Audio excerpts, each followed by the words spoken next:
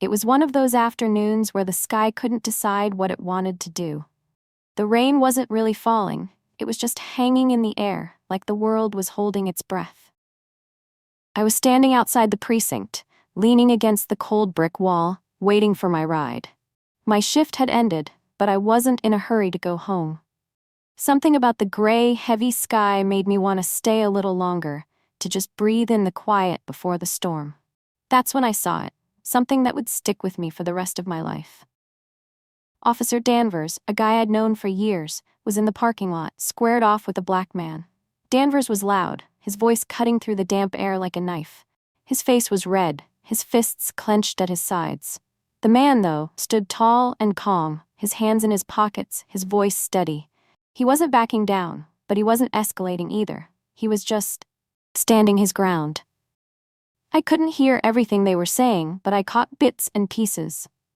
Danvers was yelling about the man loitering near the precinct, accusing him of being up to no good.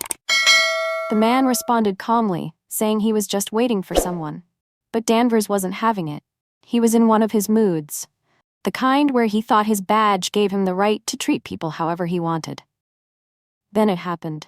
Danvers leaned in, his face twisted with anger, and spat on the man's shoes. "Know your place," he snarled, his voice dripping with contempt. My stomach churned. I'd seen Danvers act out before. He had a temper, and he wasn't shy about using it, but this was different. This was cruel, humiliating, and downright wrong. The man didn't flinch. He just looked down at his shoes, then back up at Danvers, his expression calm but firm. There was something in his eyes, something sharp, like he was taking in every detail, memorizing it.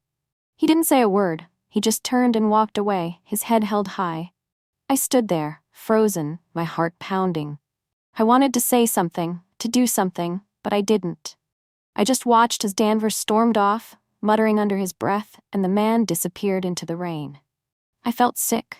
I felt guilty. I felt like a coward. I kept replaying it in my head, wondering what I should have done differently. The next day, we were all called into the briefing room for an emergency meeting. Rumors had been swirling for weeks about a new police chief coming in. Someone from out of town with a reputation for cleaning up departments like ours. The room was buzzing with speculation. Who was it? What were they like? Would they be tough on us? Easy on us? No one knew. Then the door opened, and in walked the man from the parking lot. The same man Danvers had spat on. My heart skipped a beat. He was dressed in a sharp suit now, his posture confident, his eyes scanning the room like he already knew every one of us. The room fell silent.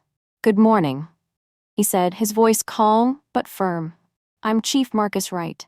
As of today, I'll be leading this department." You could have heard a pin drop. I glanced at Danvers. His face had gone pale, his hands clenched into fists at his sides. I could see the panic in his eyes, the realization dawning on him. The rest of us just stared, stunned. Chief Wright continued, talking about accountability, respect, and rebuilding trust with the community. But all I could think about was what had happened the day before. After the meeting, Danvers tried to slip out, but Chief Wright called him back. "Officer Danvers," he said, his tone even. "A word in my office, please." Danvers looked like he wanted to disappear, but he followed. I don't know what was said in that room, but when Danvers came out, he looked like a broken man. He didn't say a word to anyone, just grabbed his things and left. Rumor has it he handed in his resignation the next day. As for Chief Wright, he didn't bring up the incident publicly. He didn't need to. His presence alone was a reminder that actions have consequences, that respect isn't given, it's earned. Over time, he changed the department in ways I never thought possible.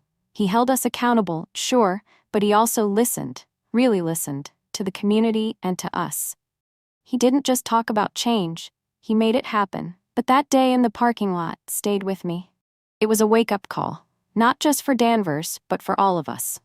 It reminded me that every action, every word, matters. It reminded me that the people we underestimate, the people we mistreat, are often the ones who will teach us the most important lessons. I think about Chief Wright often, not just because of what he did for the department, but because of what he taught me.